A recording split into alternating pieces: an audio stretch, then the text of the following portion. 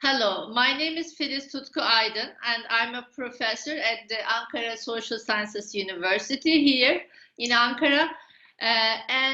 This is my book, Emigre, Exile, Diaspora, and Transnational Movements of the Crimean Tatars, Preserving the Eternal Flame of Crimea, that came out last year in 2021 from Palgrave. Well, it was actually a long project. It was actually started as my dissertation project. I always wanted to write this book because I am also a member of Crimean Tatar diaspora. And I thought it could be perhaps me who could best tell the story of Crimean Tatars, especially the ones in the diaspora. So I believe it's the first book on this subject, at least in English. It's the first book. I thought it would be a contribution if I do that. Well, it's a case study of Crimean Tatars. I basically compare different communities of Crimean Tatars as if they are different cases, right? It's like I put 4 different plants in 4 4 similar pots, and maybe how the Crimean Tatars in Turkey fared, how the Crimean Tatars in US fared. It's like an experiment, like a historical experiment I do. But I think the kind of conclusions or the kind of frameworks, analytical frameworks I develop, I think applicable to other diasporas as well. So I hope people who are not just interested in Crimean Tatars will also read the book and can develop, some, maybe it will give them some food for thought to understand their own diasporas, I think. Yeah, it was a long process. Actually, it took almost 10 years, I would say. I started with my master's, and then I continued the project in my PhD because I added more and more diaspora communities. Research of transnationalism is very challenging because, you have to go to these different localities, but also you have to trace the transnational linkages between them, try to map out those transnational linkages. So in my case, there were 4 fields were involved. One is my home base, of course, Turkey. It was the easier one because I have a lot of connections, right? But then I also went to Crimea for a few months.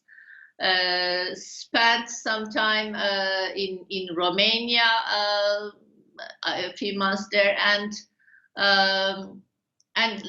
later on I went to Ukraine, mainland Ukraine, Kiev as well, and also I went to New York and Long Island, New York State and Long Island.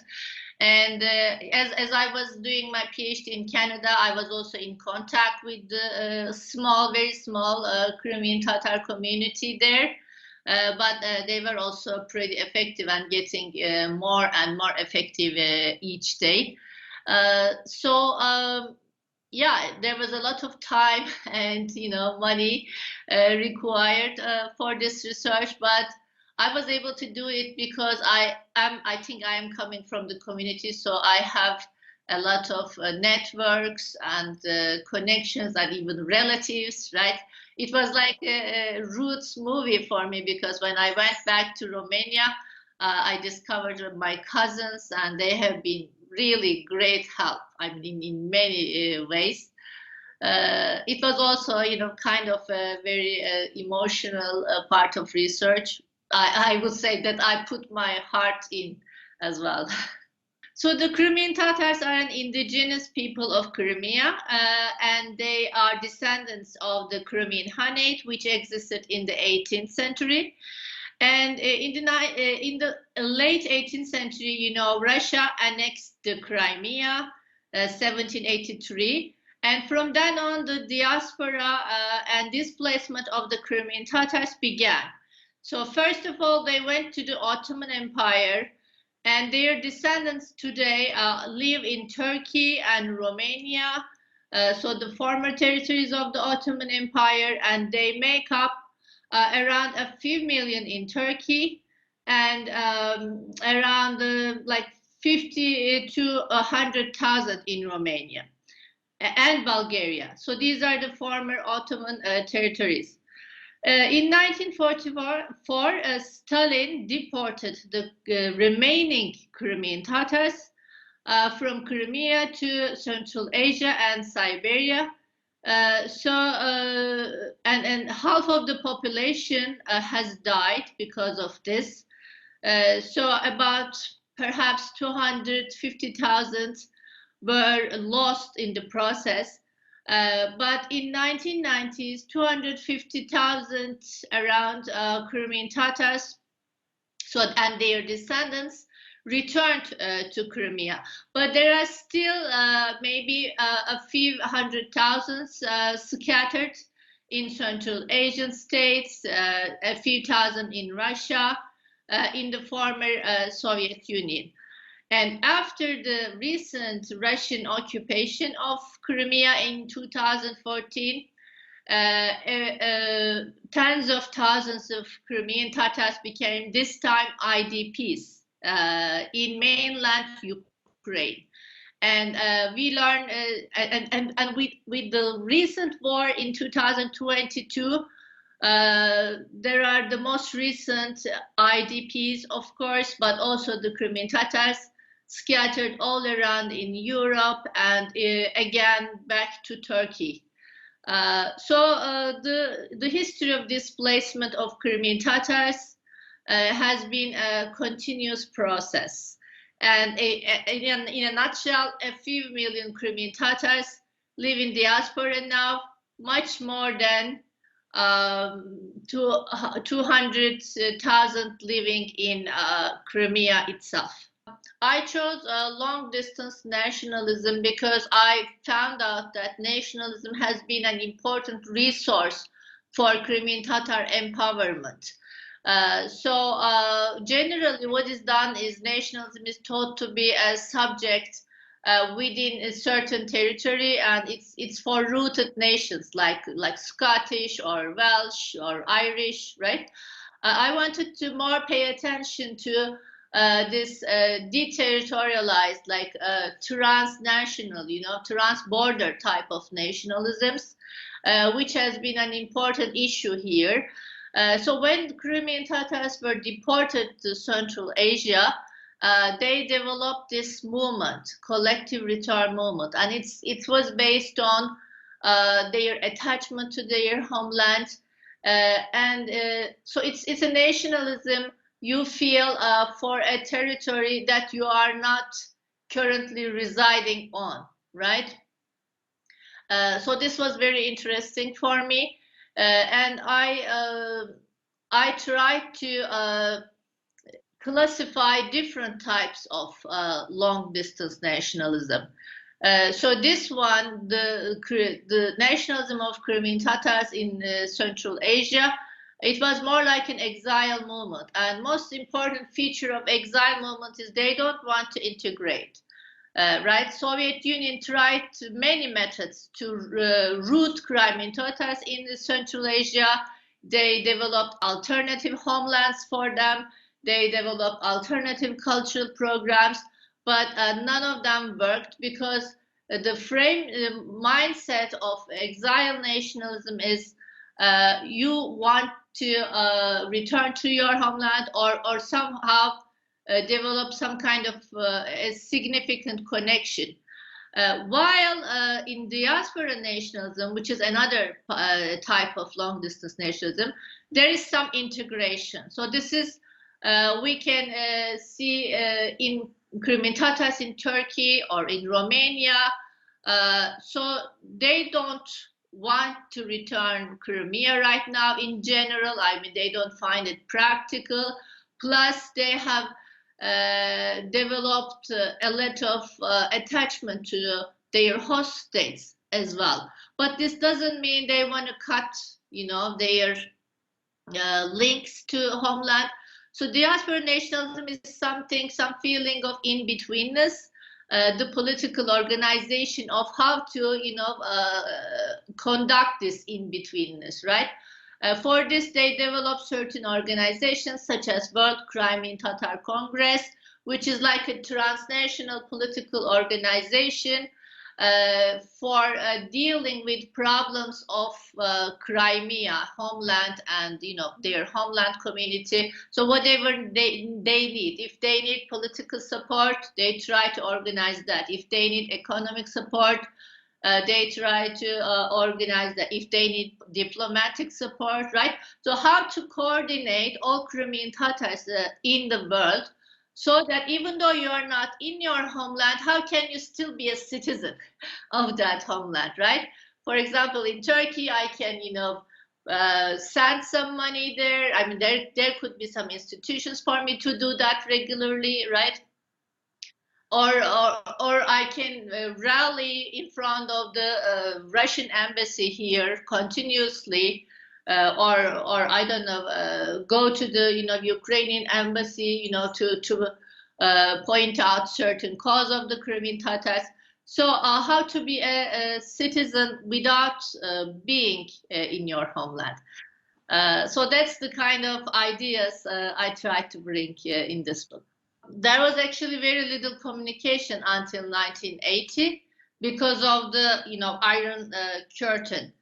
There were very little instances. I mean, only when somebody is let outside for some kind of, I don't know, a sports conference, or I don't know, scientific conference, then you try to meet. But this is always under the kind of eyes of Soviet agents, of course.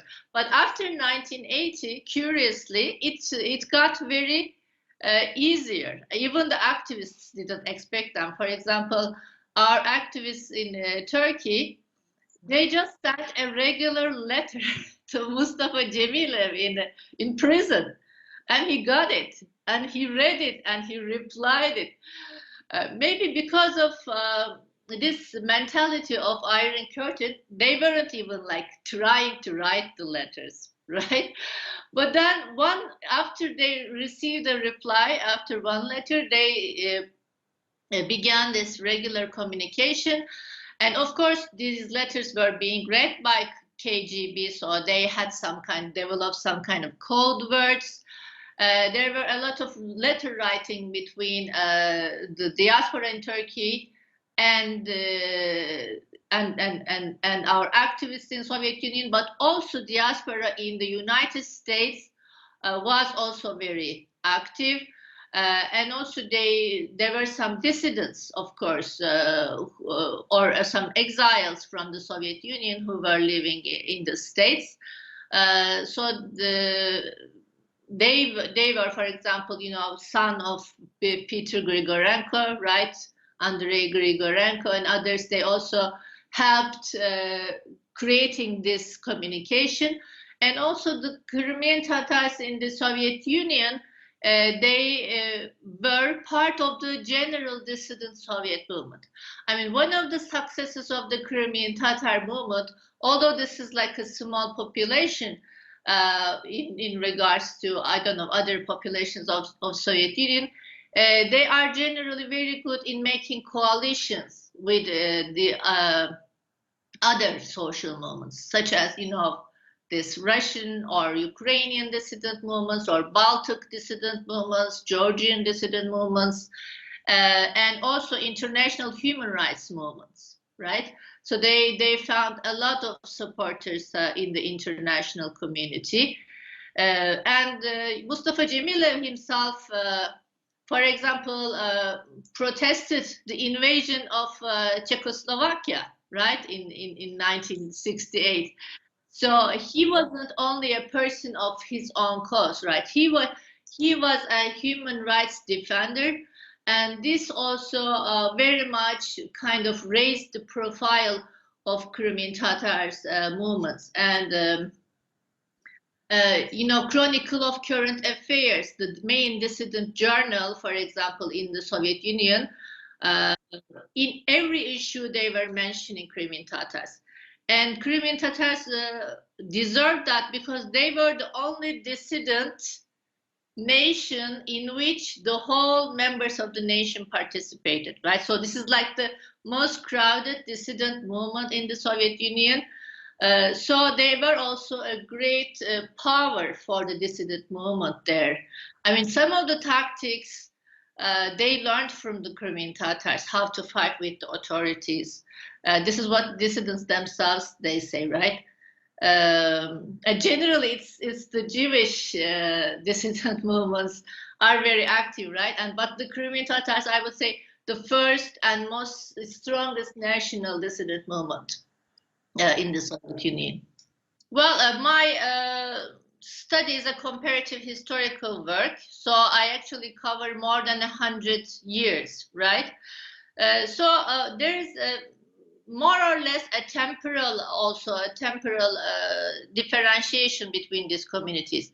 So Émigré type of movement is more popular in the interwar period, right? Because it's a different world. In this world, diasporas are always suspicious.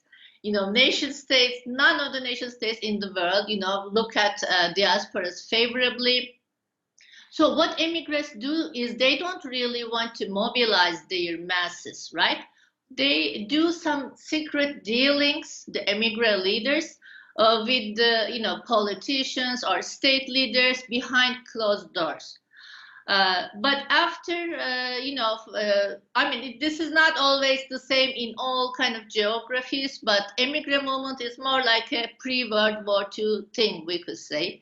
And exile movement is observed around the, in the middle of the 20th century, and it is generally developed as a response to the forced kind of, very hardly forced kind of migration, right? It's a response to forced migration.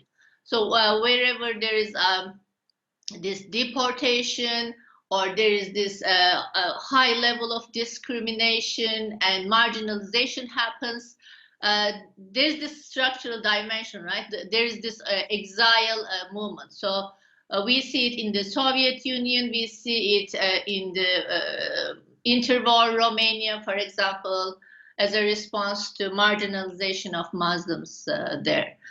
And diaspora and transnational movements are more like, I would say, global movements. It's a response to globalization, because globalization brings maybe more kind of acculturation or assimilation, right? And it also makes connecting with your homeland easier. So, for example, as a Crimean Tatar in Turkey, I don't have to be in Crimea to maintain connections, right? I mean, generally, I have a lot of Facebook friends. I mean, all my Facebook is filled with people from Crimea, and I can follow the news daily there. I can send some items. I can contribute economically. I can donate there. I can help a student, for example, there, to get education. So all these created more like a diaspora and transnational movements. So the new developments, new economic developments with the globalization, new political developments made these movements more possible right now, rather than other types. Yeah, definitely. I think that's the beauty of fieldwork. Instead of armchair research, you generally start with an idea, but then you end up in totally different place. For me too, I try to use these techniques of grounded research as much as possible. I always, challenged my theories with the facts I see on the ground, and I rather sacrifice theories, to reflect the facts perhaps better on the ground. So with the Crimean Tatars, I was really astonished to see the extent of the strength of the national movement in Romania in the interwar period. I wasn't expecting it.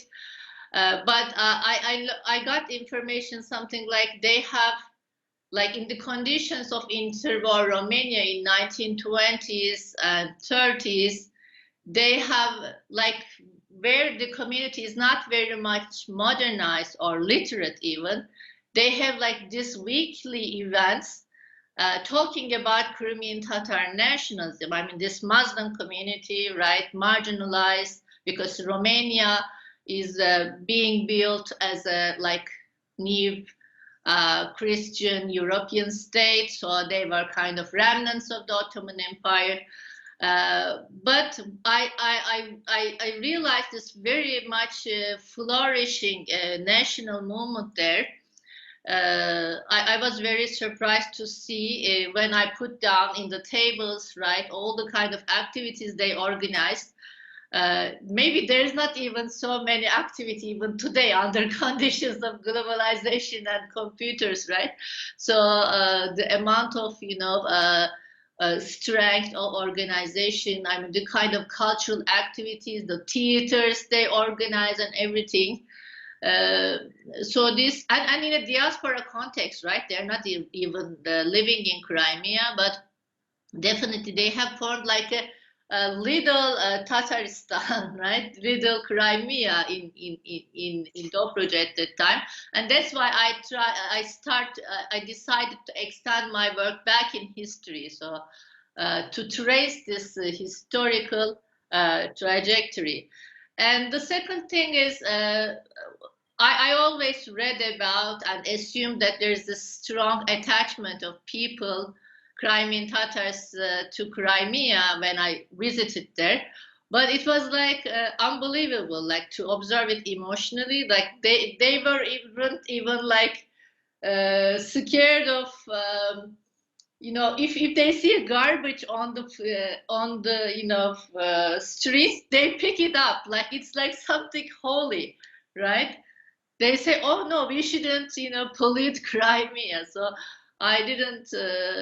So there was this really emotional and strong linkage to the territory, and also I also felt that. So it was also very astonishing for me. Yeah. In Crimea, yes, there has been a lot of effort of collecting and putting together, yes, all the information regarding the losses. First, for the purposes of reparations. There isn't a big major project as we would have, I don't know, in some other diasporas. But for example, there is this dictionary of all the veterans of social movement, right? Anybody who kind of served, so you could look at who is who, kind of. And there are some books about the census Crimean Tatars conducted among themselves, because the Soviet Union was arguing that they just left 20% of the population, but the reality it's more than 40%. But they made sure they kind of made sure to provide evidence for that, right? They wrote down how many people this family had and how many was lost, right, in the process of deportation. And they also pay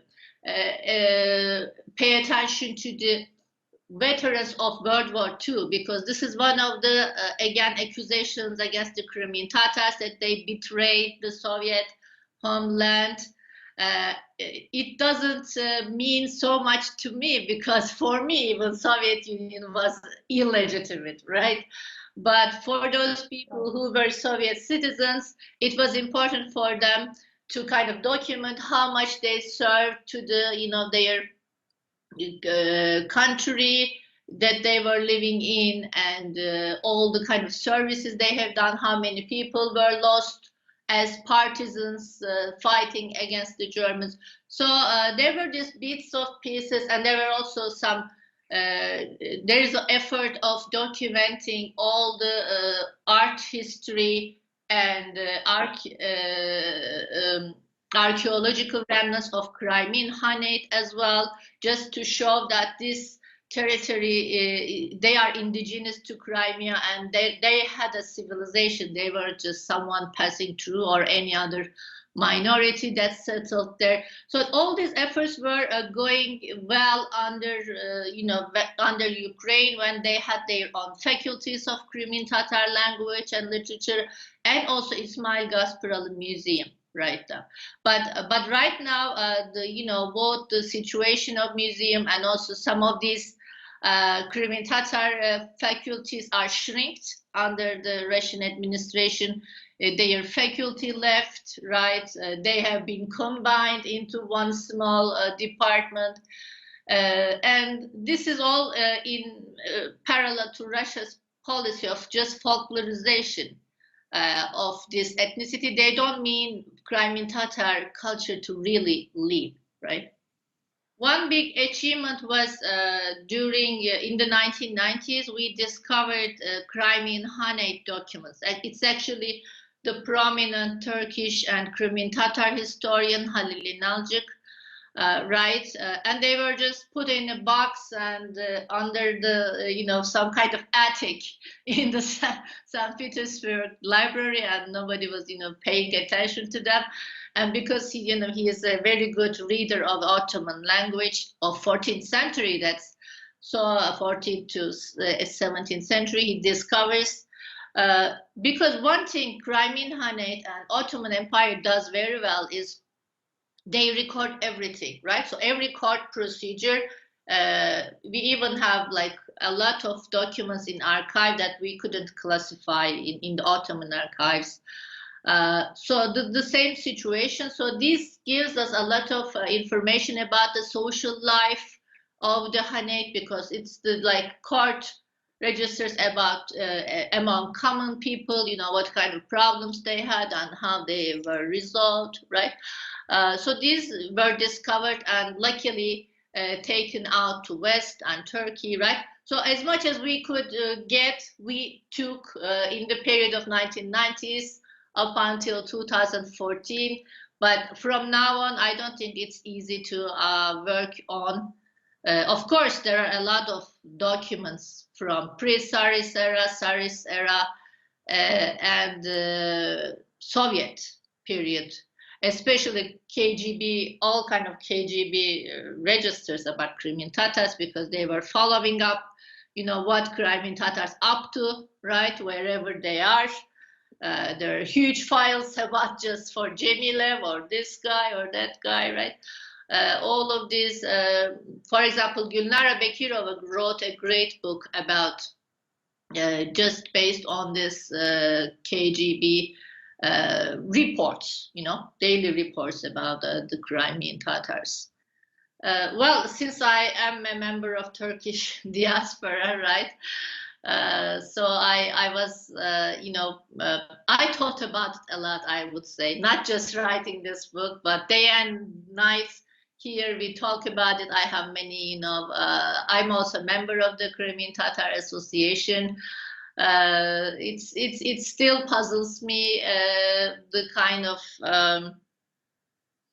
it still puzzles me, like how people identify themselves in Turkey, both as Turkish and as Crimean Tatar, and how they, negotiate their hybrid identities. So I think that's my best chapter, I would say, because I am living it every day, because I have 2 kids, and sometimes I blame myself because I don't speak enough Crimean Tatar to them. So this is not just an academic, I would say, endeavor for me. It's kind of about the meaning of my life. So maybe that chapter. Well, also maybe I'm a little bit affected with the very heavy things we have been going through right now. So when I look at the Crimean Tatars, or same with the Ukrainians, it's hard to be Russia's other, right? And our all history is a kind of story of colonization and recolonization by Russia, whatever its current form is, right? So I see diaspora identity and nationalism in a positive light, because it's a way of survival for our people. and diaspora identity, I weave a way of kind of emancipation, a way of empowerment, a way of fighting back, right? So like even though my ancestors had to leave Crimea after 1783 and they had to come to Turkey, and I'm also very much interested to know their oral history and how much they suffered. Here I am writing this book, so and there's a lot of people, organizing. So it means, Russia was not successful after all. Whatever they try, right? It's identity is a way of our fighting back. Just right now, this month, I'm writing on Crimean Tatar indigenous identity and how they developed this indigenous identity. Because even when I said to my professors in University of Toronto, they have very different conception of indigenous, right? With some kind of folkloric clothes and something related to, like tribes maybe in North America or in South America, and they didn't understand why Crimean Tatar, who look so modernized as a community, right, have a modern like way of living, almost totally forgot their ancestral kind of way of living, how they could be conceptualized as indigenous people. So I analyzed this discourse of indigeneity, how it developed, and how it's kind of a new way of identity for Crimean Tatars, a new strategy of identity to reassert their rights in the new 21st century. But other than that, I'm very much interested all kind of minority issues and multiculturalism in former Soviet Union and Eastern Europe. Because I received my education in Canada, this has become my passion. I hope to see more kind of multicultural societies in Eastern Europe and Middle East, hopefully. Well, it's still a niche topic, I think, but I mean, it's getting more attention as generally the study of Ukraine is growing. Even it was not in a very optimal state, like maybe 10 years ago. So in relation to that, the interest in Crimea is also growing, but we don't have research centers. I mean, like 20 years ago, there was this attempt of opening a Crimean Research Center at Harvard, but there wasn't funding enough. So they opened it for 1 or 2 years and then it was closed again. So we need a lot of things. We need a major research center in some Western institution. There are so many things to do, but we started from small as me and some other scholars from Turkey and Ukraine and North America. We started this Crimean Studies Network. And right now you can find our older conferences in YouTube. And we try to have regular conferences every month and then, regular like speeches, presentations. And then we want to have a major conference every year, and hopefully a journal after that, maybe like an institute after that, but there are so many things to do. I think we need to have an institute just on Crimea because we have a lot of institutes on Ukraine, but Crimea itself has been a historically very important center of many civilizations and has some features that's unique to Crimea. So just to focus interest on that, we need a research institute on Crimea, and after that there will be, everything will flow from that, I think, because there will be scholarships, for PhDs, there will be journals, there will be funding for books, and there will be annual conferences. Maybe we need a stronger organization, worldwide organization, to start that institute and also secure some funding, from any government, that would be interested. You know, I really appreciate our Ukrainian colleagues. Definitely, maybe in the last 20 years, as a Crimean Tatar community and Ukrainian community develop better understanding of each other in the homeland, right, in Ukraine, we as scholars also develop close collaboration, and also. I mean, it was almost like our acculturation into an Ukrainian identity, and I welcome that. I mean, I really like that part of my identity as well, which I newly developed, and I hope this continues very well in the future in a multicultural spirit, because I think Crimean Tatars also have a lot to give to Ukraine. So I'm going to talk about mainly between 2014 and 2022 until the recent war, because right now what is happening, we have very little information. But from 2014 to 2022, there has been definitely a cultural genocide of the Crimean Tatars. The Crimean Tatars has been treated as a kind of extremists in Russian law. So they were generally framed as Islamist extremists. And right now, 150 Crimean Tatar men are in Russian prisons for these kind of made-up accusations. And aside from that, there has been continuous house searches, right? Continuous intimidations to Crimean Tatar homes, mosques, right? Religious organizations. And we know that the Crimean Tatar schools or classes have decreased greatly after the Russian occupation. Their media was shut. The Crimean Tatar representative organ, National Parliament, Crimean Tatar Meclis was shut down. And all the prominent activists are either banned from entering Crimea, just like Mustafa Cemilev, as you said, or head of the Meclis, Refat Chubarov, right? Or they are in prison, like Neriman Celal, the only remaining representative of the Meclis. They are persecuted.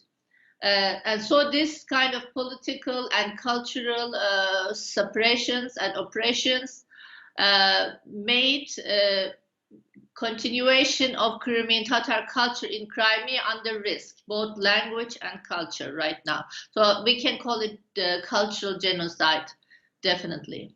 Well, after 1990, it's not true to say that Crimean Tatars didn't get anything. I mean, I definitely agree that it's a slow process, but Ukraine, in a way, de facto recognized the indigenous status of Crimean Tatars, and even their representative organ, Meclis.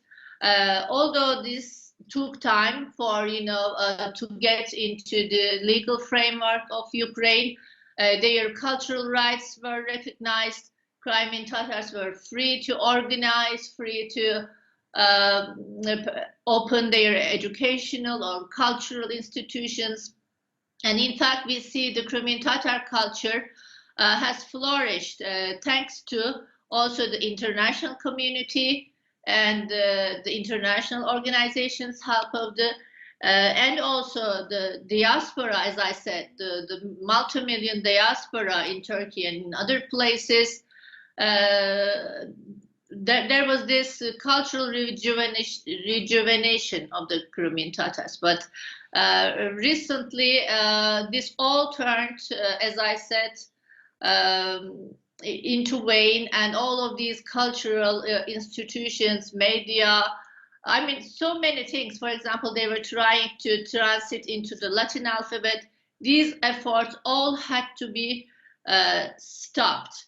And moreover, as I said, there is this hybrid deportation of Crimean Tatars because many Crimean Tatars are also being forced out of their homeland, while we know that attachment to homeland is the core of Crimean Tatar identity, because they are an indigenous people. So Crimea is not just a territory to them, it is a part of their identity, just like the indigenous peoples in Canada and the United States. Thank you for this invitation. It was great. Okay, thank you. Bye-bye.